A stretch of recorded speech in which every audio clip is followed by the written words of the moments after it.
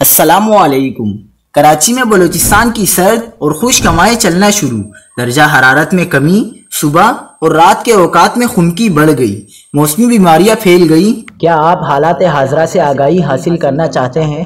خبر کے پیچھے چھپے اصل حقائق جاننا چاہتے ہیں تو ابھی سبسکرائب کیجئے ذیل پاکستان کو اور ساتھ ہی گھنٹی کے نشان پر کلک کر دیں۔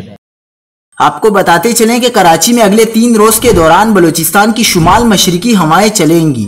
اس دوران سمندر کی جنوب مغربی سمت کی ہوائیں غیر فعال رہ سکتی ہیں۔ محکمہ موسمیات کا کہنا ہے کہ ایئر کوالٹی انڈیکس کے مطابق گزشتہ روز صبح کراچی آلودہ شہروں کی فہرست میں دوسرے نمبر پر رہا۔ کراچی کی فضاؤں میں آلودہ ذرات کی مقدار 215 پارٹیکولیٹ میٹرز ریکارڈ ہوئی۔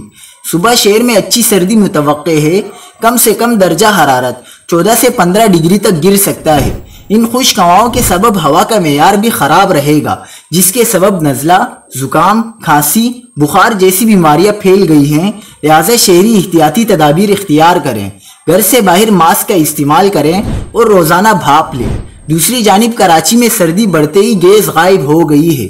گیس کی عدم دستیابی کے باعث گھریلو خواتین حکومت کے خلاف سراپا احتجاج بن گئی ہیں۔